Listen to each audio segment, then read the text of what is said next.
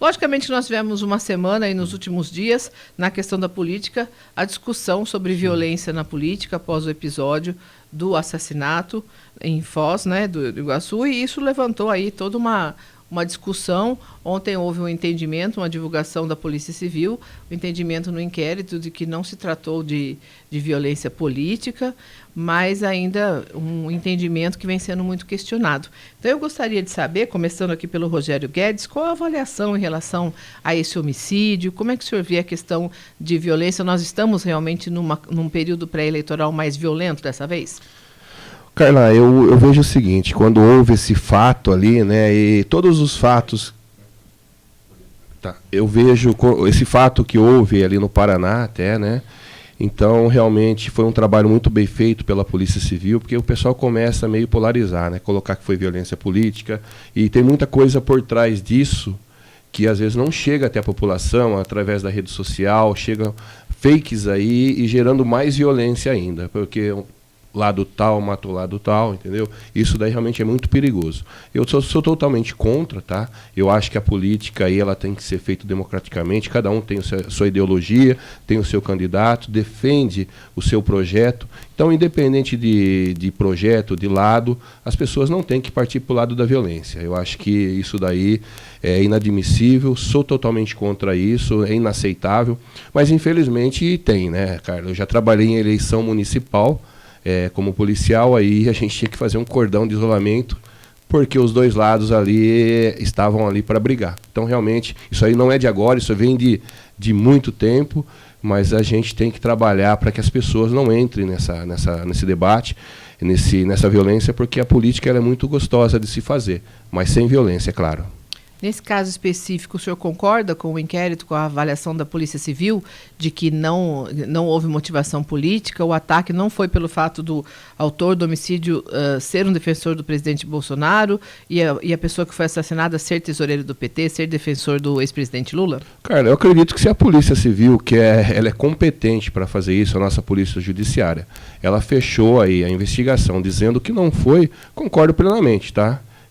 Eu não vou questionar um trabalho feito aí por esses profissionais que fazem um ótimo trabalho. Então, se realmente foi concluído com relação a isso, concordo plenamente aí com o inquérito, com o trabalho da Polícia Civil.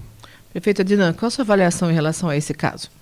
Olha, eu vejo que é como uma violência que acontece com times de futebol, né? Você tem lá o palmeirense e o corintiano, que às vezes se encontram e brigam, né? É culpa do Palmeiras, é culpa do Corinthians? Não. Mas a razão o que é? O futebol, né? Como a pessoa que esfaqueou lá o Bolsonaro era uma razão política, né? Esse caso é evidente, foi uma questão política, né? Eu não tenho acesso ao inquérito, mas eu vejo que é uma razão política. Agora, de ser uma razão política que o partido A ou o partido B motivou, aí não, aí tem uma diferença. Existe uma diferença entre a paixão que a pessoa tem, e a gente está vivendo alguns momentos interessantes que a gente não viveu no passado, sempre teve paixões políticas, etc. A violência política é uma marca do país e reduziu muito, né? A gente comemorou aqui recentemente a Revolução Constitucionalista. E a razão da Revolução Constitucionalista ela foi da Revolução de 30, que foi o assassinato do João Pessoa, que era o candidato a vice na chapa do Getúlio Vargas, né, que depois motivou a Revolução de 30 e depois a Revolução de 32. Então a violência política existe no Brasil, na América Latina, uma marca não só no Brasil, na América Latina. Nós tivemos o caso do Japão, nós tivemos nos Estados Unidos morte de presidente, atentado contra presidente. Isso é uma marca por conta da paixão das pessoas. Mas o que tem acontecido recentemente é que as pessoas elas estão muito bitoladas nas redes sociais. Então, elas passaram a acreditar naquilo que elas veem, e tem pessoas que ficam 3, 4 horas em grupos de WhatsApp, nas redes sociais, recebe aquela informação e começa a acreditar em cada besteira que você nem imagina. Entendeu? Isso aliado à questão da pandemia, que aí mudou a cabeça de muitas pessoas, você vai ter um monte de situações, e eu acredito que nós vamos ter outras situações, seja de um lado, seja de outro, tá? Então, não dá para dizer assim, olha, não tem nada a ver com a política. Tem. Se depois teve uma discussão, teve uma briga, etc., a razão inicial era a política, né? Como a razão inicial, muitas vezes, da morte de um torcedor é a questão da rivalidade entre Corinthians, Palmeiras, entre Flamengo, Fluminense, etc. e tal, né? Então, às vezes, as pessoas elas querem dourar a pílula numa situação que, para mim, é uma situação que não é novidade e não vai ser novidade. Já aconteceu na eleição passada, com o próprio Bolsonaro, né? E aí você vai falar assim, olha, o episódio lá do Adélio Bispo lá, foi motivado lá pelo PSOL, foi motivado lá pelo PT, etc. Não foi. E teve inquérito policial nesse sentido, é muito claro para mim. Como também esse aqui vai ser muito claro para mim que a pessoa teve lá a motivação política, etc., teve uma discussão posterior e tal, mas é uma situação localizada, tá? Não dá para você ampliar isso, mesmo porque a reação da sociedade foi uma reação muito negativa. O que o Rogério disse, eu também corroboro. A gente que está no meio político, se tem uma coisa que a gente não quer, é a violência, porque a violência atrapalha a todos os lados. A violência política atrapalha a todos os lados. Nós temos que ter uma cultura da paz, debater, discutir, etc. e tal, ter opiniões diferentes, né? E é muito interessante, acho que o Rogério já passou por isso.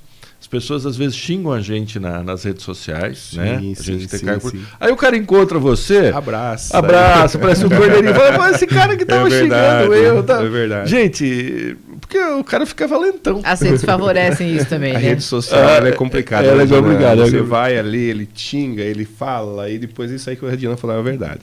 Depois você cruza com ele na rua e fala, pô, esse cara vai falar alguma coisa. Não, vem e elogia, aí abraça, até beija. É verdade, por aí mesmo. É verdade.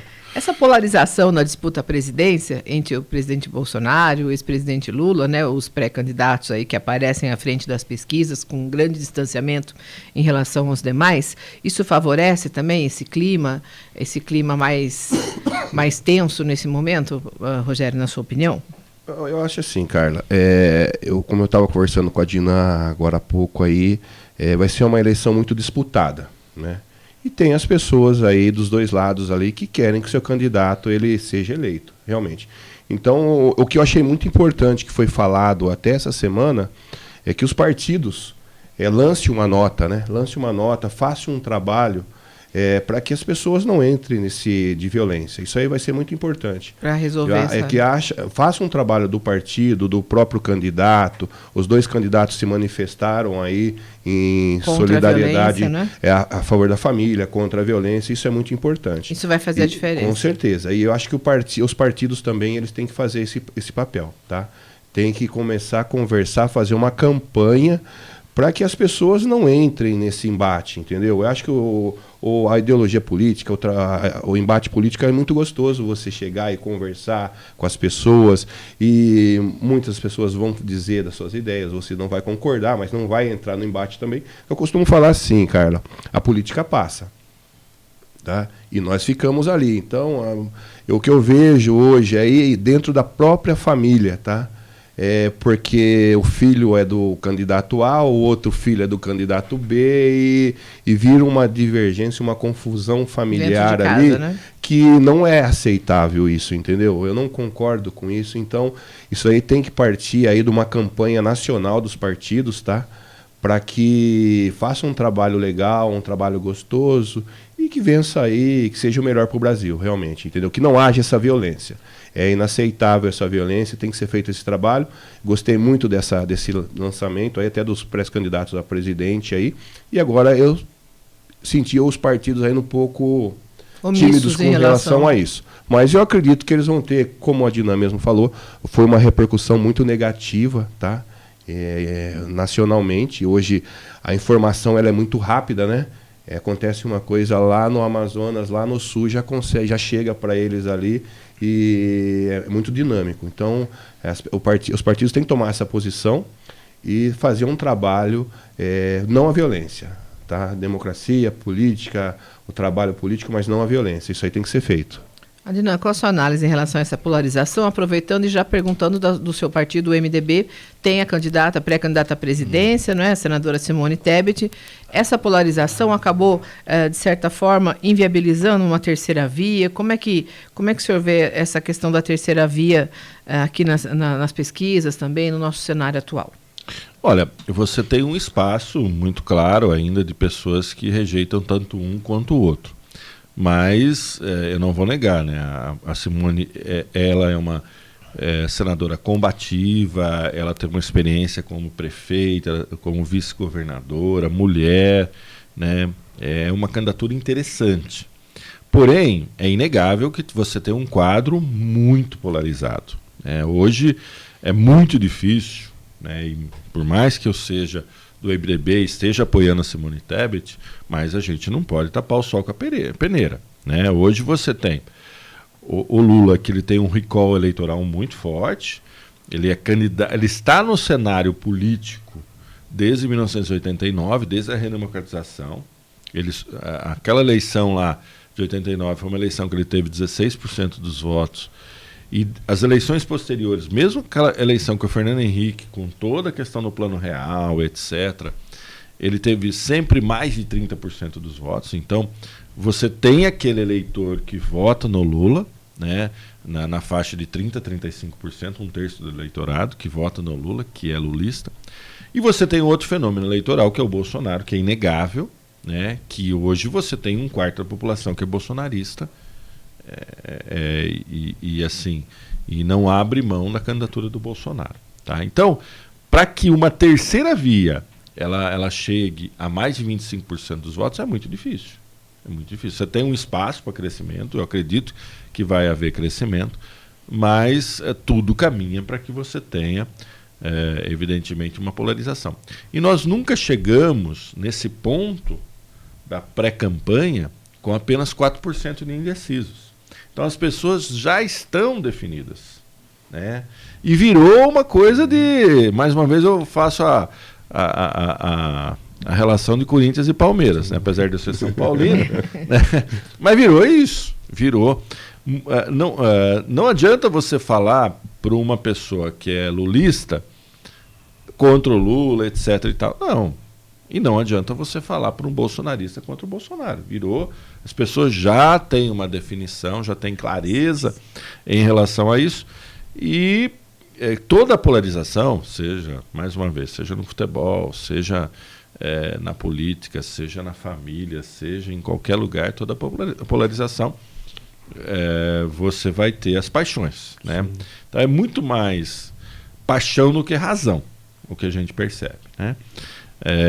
Eu acredito que, independente de qualquer coisa, você vai ter um componente econômico muito forte, tá?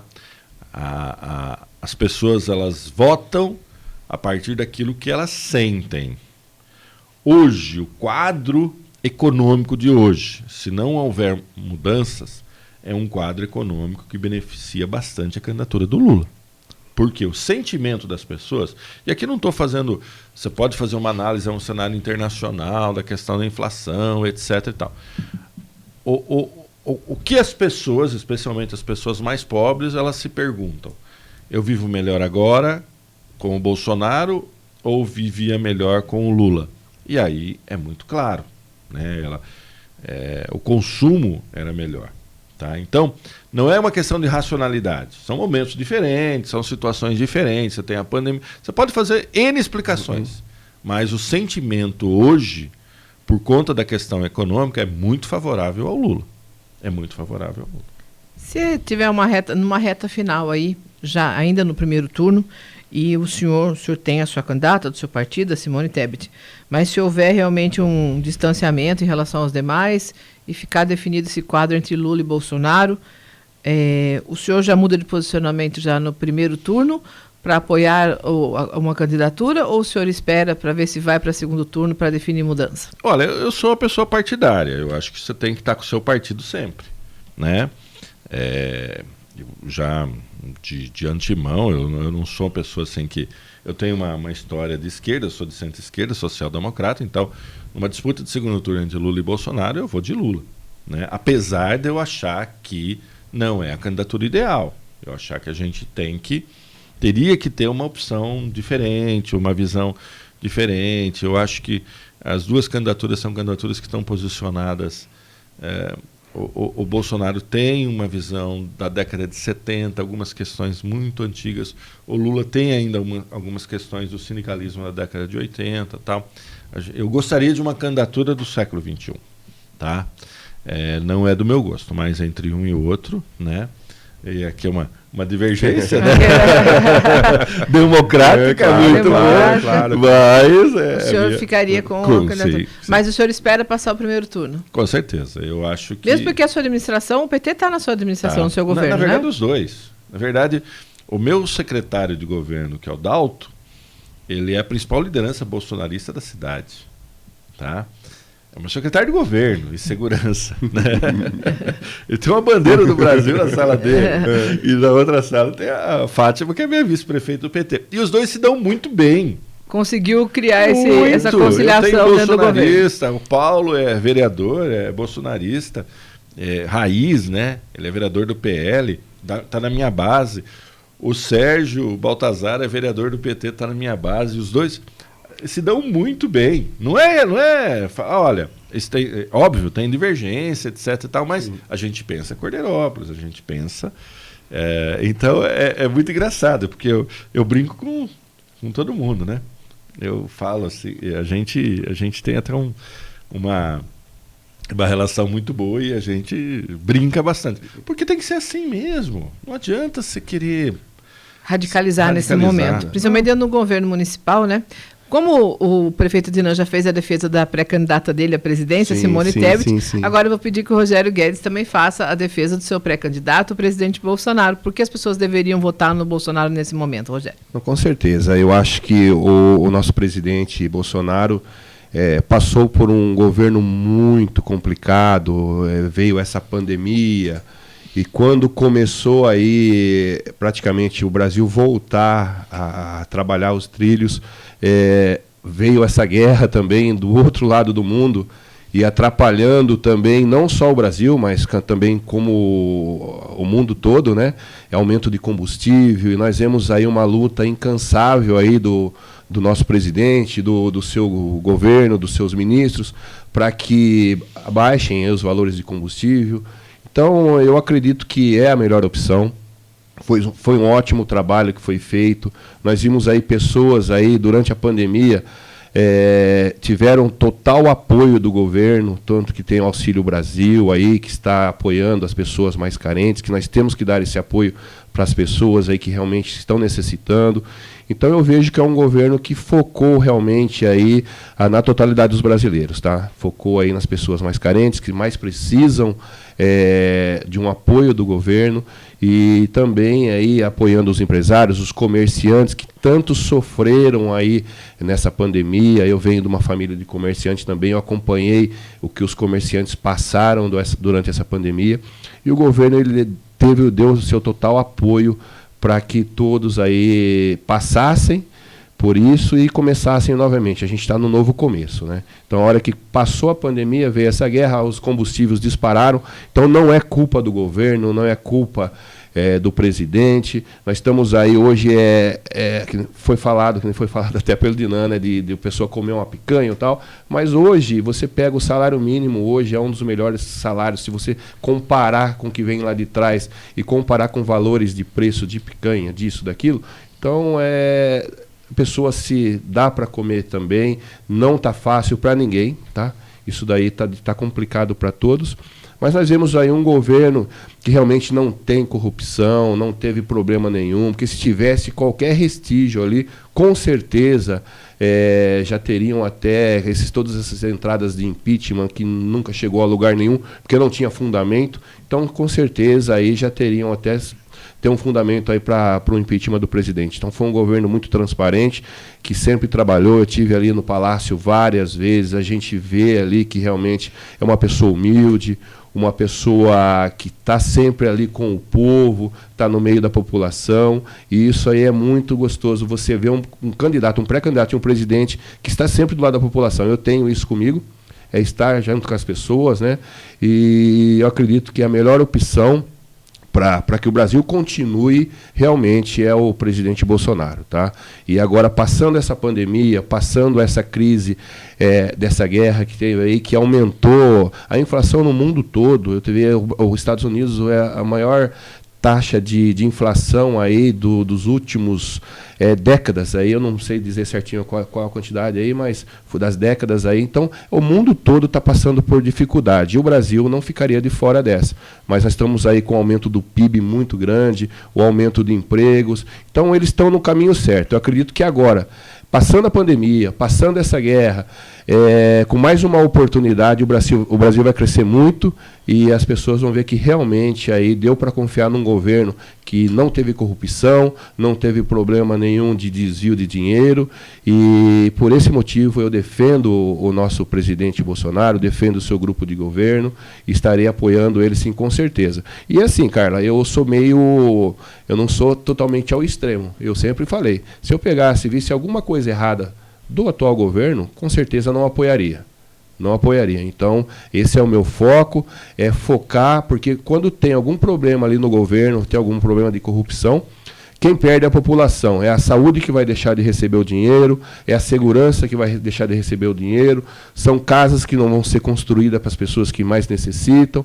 Então, realmente, a gente tem que focar aí para que seja estancado essas dificuldades aí e focado realmente para a população. Esse motivo que hoje eu defendo, estou defendendo o nosso pré-candidato e o nosso atual presidente, para que ele continue lá e faça mais 4 anos aí, sem a pandemia, sem a guerra, e vai fazer um ótimo trabalho, com certeza, para o nosso Brasil. Muito bem, nós vamos a um rápido intervalo, voltamos daqui a pouquinho com o nosso JC das eleições. Jovem Pan, eleições 2022. Muito bem, de volta com o nosso JC nas eleições 2022. Hoje nós estamos conversando com o prefeito de Cordeirópolis, Adinão Hortolã, do MDB, e também com o vice-prefeito de Rio Claro, Rogério Guedes, do PL, vice-prefeito e secretário de Segurança aqui do município. Nós temos também as perguntas dos ouvintes, desde já quero agradecer pelas participações. E falando um pouquinho agora, nós teremos eleições também, a gente acaba ficando muito na discussão sobre a eleição à presidência, mas nós teremos também aí a escolha do futuro governador, dos deputados, senadores. Então, temos aqui uma pergunta do nosso ouvinte, do César Borges, que pergunta para os 2 participantes aqui do debate. Estamos numa região metropolitana agora, e o que pensam os convidados a respeito das eleições na nossa região? Nossa região estará com representantes? Ele até destaca aqui, veja que está no plural. Na Assembleia Legislativa e também em relação a Brasília, em relação à Câmara dos Deputados, teremos aí, na análise de vocês, condições de eleger deputados estaduais e deputados federais? Pois não. Fique à vontade aí. Fique à vontade, fique à vontade.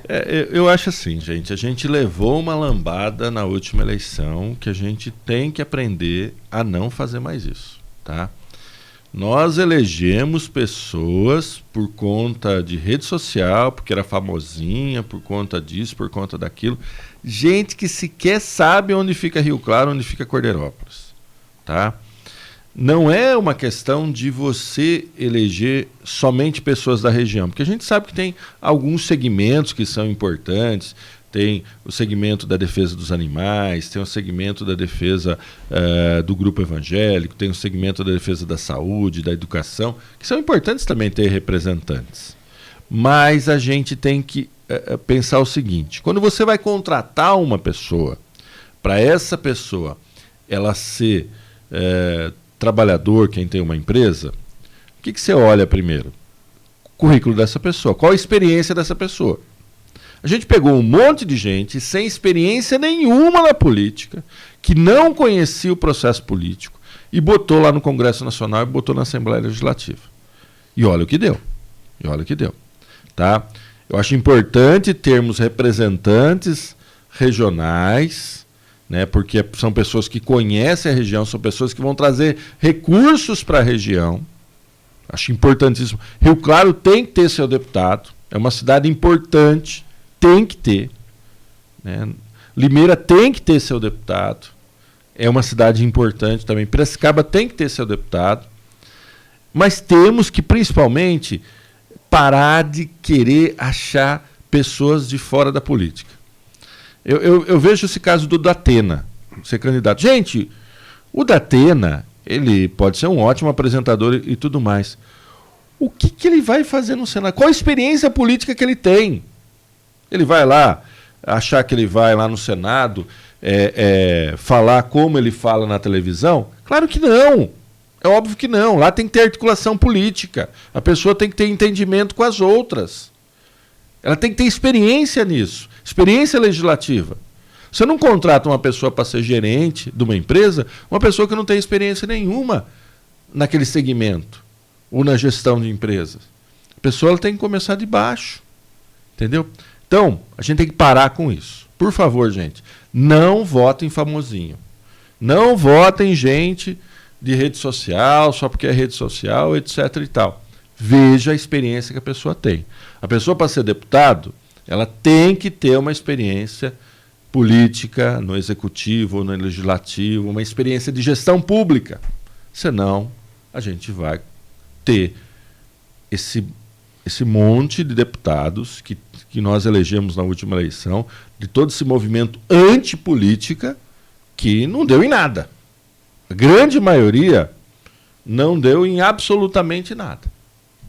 Rogério Guedes, por favor. Com certeza. Eu penso da seguinte forma, Carla. Pode ser regionalizado, mas nós temos também os nossos candidatos, os nossos deputados aí, que são até fora da região metropolitana de Piracicaba, que nos ajudam muito aqui no município de Rio Claro. Eu venho aqui até expor, não sei se eu posso expor ou não, minha opinião com relação a candidatos. Sim, tá? sim, até por enquanto nós ainda não temos as restrições da legislação. Eu tenho o meu segmento, que é segurança pública, sou policial militar, e o meu pré-candidato a deputado federal é o Capitão Augusto. Ele é vice-presidente nacional do meu partido, é uma pessoa que sempre esteve me acompanhando, sempre que eu conversei com ele lá em Brasília, ele nos apoiou, está mandando vários recursos para Rio Claro. É uma pessoa que é da região de Ourinhos, tá? Não é da região metropolitana, mas que está com os olhos focados aqui em Rio Claro. Por quê? Porque eu estou aqui em Rio Claro, sou daqui de Rio Claro e vou estar apoiando forte o Capitão Augusto aí, e ele vai encaminhar os recursos necessários para o município. Contrapartida, às vezes, um candidato da região, a hora que você vai até ele, você não consegue trazer o recurso para o município como um candidato até fora da região metropolitana, como um candidato a deputado estadual. Tenho aí a nossa candidata, a Valéria Bolsonaro, né, que é uma pessoa também que sempre esteve ligado a nós aí. Ela é estadual, nós tivemos várias vezes com ela, através do vereador Rodrigo Guedes também, trouxe vários recursos para o município de Rio Claro, para a saúde, para compra de equipamentos auditivos. Estamos comprando várias máquinas aí para a Secretaria de Agricultura, através da emenda que foi destinada pela Valéria Bolsonaro. Então são pessoas que não são da região, é uma deputada de Campinas, mas que tem os olhos focados aqui para Rio Claro. Então eu penso da seguinte forma: a pessoa olhou para o município com carinho, nos ajudou, a gente tem que estar ali também para estar apoiando os candidatos. Esse é a minha ideologia hoje, meu ideal. Vou apoiar esses dois candidatos, fechei com eles aí para que eles me ajudem mais, ajudem o município de Rio Claro, mande mais recursos para o município de Rio Claro, e assim a gente consegue realmente mostrar para a população que vale a pena, sim, votar em candidatos aí que não seja da região metropolitana.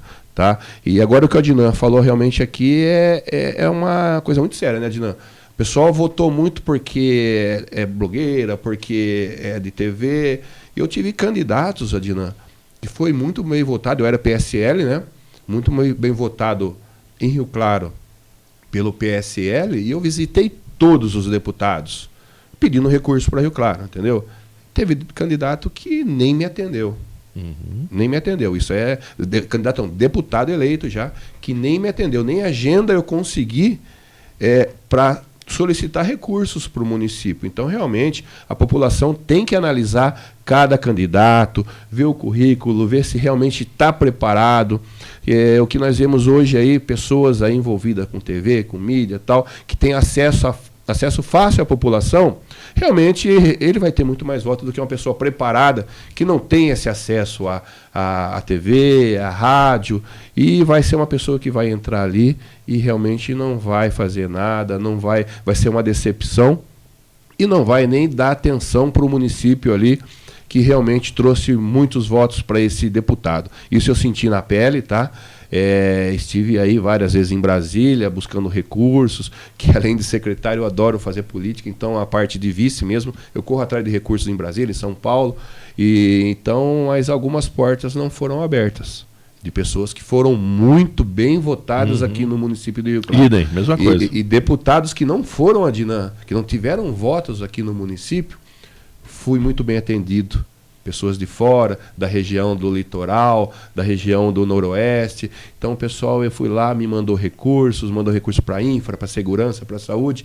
Então, realmente, eu vejo aí que, independente de ser da região ou não, é o comprometimento e a pessoa ser preparada para estar ali como deputado federal e deputado estadual. Muito bem. Mais uma pergunta aqui do nosso ouvinte. Para encerrar, né, Marcos? Infelizmente, nosso tempo terminando aqui. Já foi. O Manuel Albuquerque perguntando o seguinte, defendendo uma mudança aqui. É preciso fazer uma reforma política para diminuir um pouco esses políticos. Eles só fazem reforma para acabar com os direitos dos trabalhadores. Nesse país existem quase 60 mil vereadores, por isso que não sobra dinheiro para a saúde, segurança e outras áreas. Tanto faz aqui o Adina. Eu só quero colocar, muitas vezes, as pessoas elas falam um pouco dessa questão da representação política. Tá? A representação política foi uma conquista do trabalhador. Se você vê historicamente, eu sou um professor de história, é uma conquista do trabalhador. A pessoa que ela é vereador, que ela é deputada, inclusive os partidos trabalhistas, os representantes dos trabalhadores, é que defendiam a remuneração dos parlamentares, dos vereadores, dos deputados. Por quê? Porque senão só os ricos poderiam ser representantes. Tá? E a gente tem que mudar essa concepção que acha que a representação, o custo da democracia ela é muito alto. Poderia diminuir. De fato, temos muitas coisas que poderiam cortar. Mas o maior problema que nós temos é a ineficiência da máquina pública. Não é a representação política, não é o custo do vereador, é o custo da burocracia. Se você pegar a gente precisa mudar. E sobre essa questão da reforma política, eu quero dizer o seguinte, tá? O saudoso Ulisses Guimarães, que é rio-clarense, ele falava o seguinte: aqui no Congresso Nacional tem de tudo, tem gente honesta, tem gente trabalhadora, tem padre, tem pastor, tem ladrão, tem de tudo, mas não tem ninguém que não foi eleito pelo povo. Então, é a representação da população brasileira. As pessoas que estão lá são representantes da população brasileira. Por isso é importante que as pessoas... Está todo mundo focado na eleição presidencial, mas analisem os deputados e, principalmente, acompanhe, não é só votar. Se eu fizer uma pergunta, uma enquete aqui para vocês agora e perguntar assim, quem que você votou para deputado federal e estadual? Eu garanto que mais de 80% não se lembra quem votou. Sim. Tem que ter o acompanhamento. Tem que ter o acompanhamento do vereador, tem que ter o acompanhamento do senador. A gente tem que realmente procurar saber. Só assim a democracia vai ser fortalecida. Rogério? Com certeza, Carla. Eu vejo assim, começando aí da Câmara de Vereadores, né?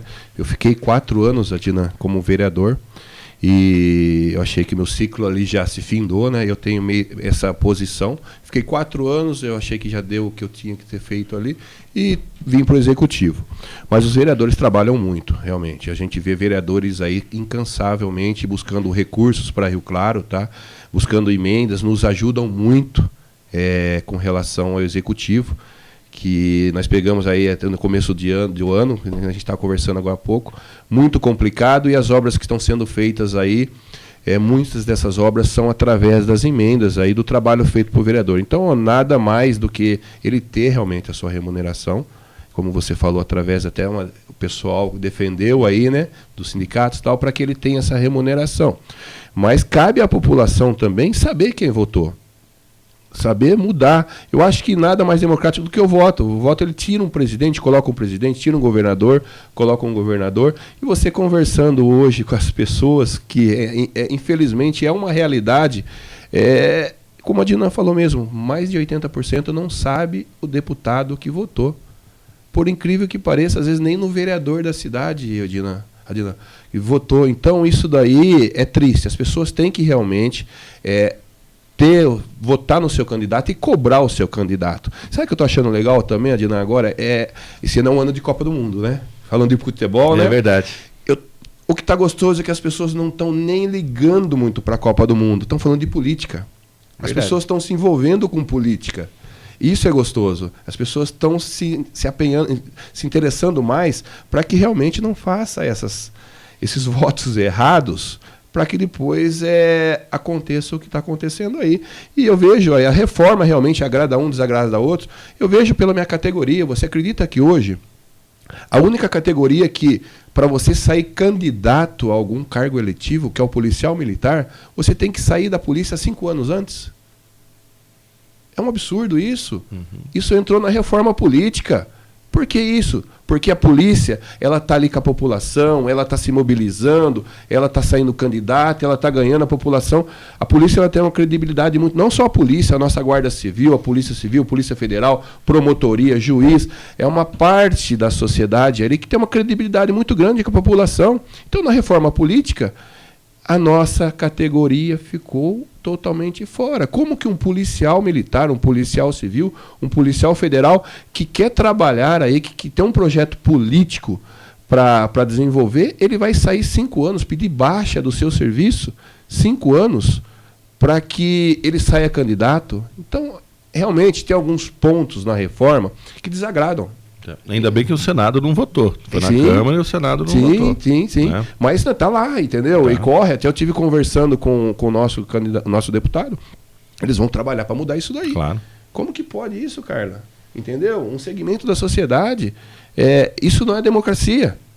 Entendeu? Então, realmente, o que o ouvinte falou, está descontente. Acho que é hora de mudança. Tá aí, a eleição está aí. Temos que mudar. Ver cada candidato, ver o currículo de cada candidato, ver realmente se esse candidato tem o preparo para estar ali representando tanto no Congresso como na LESP, e realmente fazer aí, votar certo, para depois cobrar. E marcar quem foi o seu candidato. Temos aí uma eleição muito importante, que é do governo do Estado também. Cara. Também. A gente esqueceu. Não deu nem tempo da gente falar sobre o governo do Estado aqui. Um pouco aqui já fica, o Marcos está sinalizando lá que o nosso tempo terminou já. Então eu vou falar, eu sou o Rodrigo e ele é Tarcísio. Vamos só deixar os nomes dos pré-candidatos aqui. Estaria apoiando forte aí o nosso pré-candidato Tarcísio aqui, uma pessoa muito preparada, que vem com o que a gente quer para o Estado de São Paulo. Então, eu acho que assim, é uma eleição muito importante também, que é do Estado de São Paulo. Que nós esquecemos, aí tem que ser discutida. Mas já fica o convite para uma futura participação aqui, com certeza. Com certeza. Quero agradecer a participação do prefeito Adinão. Obrigada pela presença. Obrigado, Carla. Obrigado, Marcos. E também ao vice-prefeito Rogério Guedes. Obrigada pela participação, pela presença aqui no nosso debate. É um prazer estar com a Adinã aqui, com vocês. Passa muito rápido, né? Infelizmente. Verdade.